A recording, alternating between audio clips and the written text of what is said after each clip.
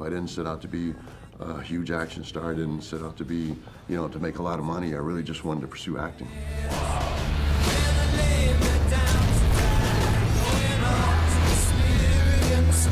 I look around, you know what I see?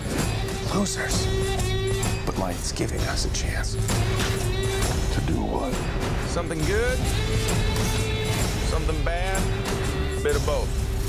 When you decided to start acting and like this was going to be it, I'm going to make the move, I'm going to start acting, did you ever even think superhero, I'm going to be like a Marvel, like I even have a shot at being like a Marvel superhero? Right. Did you have one that you thought of that like, man, I can play that part?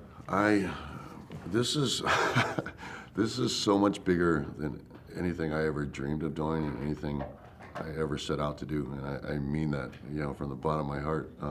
No, I'd never imagined, like, not in a million years, And honestly, I hate to say it, but I set my sights a lot lower. I wanted to do kind of character-driven stuff, dialogue-driven stuff. I didn't set out to be a huge action star. I didn't set out to be, to make a lot of money. I really just wanted to pursue acting. This type of movie, the first thing that obviously comes into play is makeup.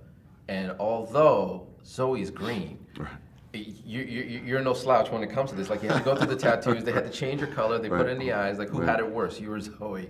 Like, having to literally go day by day. She may disagree, but I would say that I had it a lot worse. And really, it was just, you're right, it was layers and layers of stuff, but also just like a lot of the times Zoe had costumes that were cover up a lot of her body, which I'm, shirtless all the time. But also I had, all the tattoos that you see, and which he never references as tattoos, but they're all prosthetics that are glued on. So, it was layers and layers of color to make it actually look like a natural skin color. Well, the tattoos for him is kind of, isn't it like the Russian mafia type of thing? Like, you tell his entire life by the tattoos. That's what, he never describes them as tattoos or scars. He simply says the story of his life, which was what they are.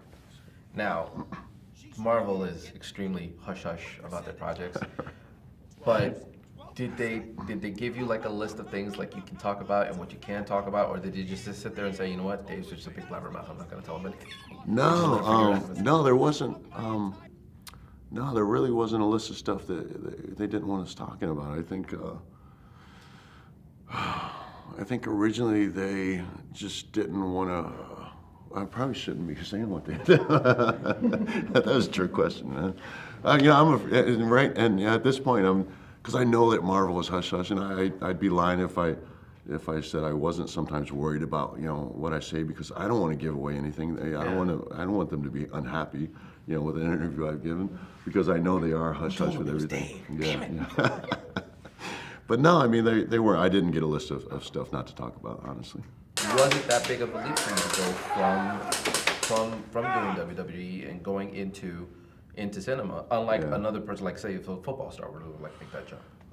It's weird. It's probably a double-edged sword. I think a lot of times, it may have opened some doors for me because they knew I was involved with WWE. Sometimes they weren't, the best doors to walk through. At the same time, it closed a lot of doors, I believe, because they automatically had a perception of me and slapped a label on me, and that's what I was. I was a big, dumb, muscle-bound wrestler who hit people with chairs, and that's all I was.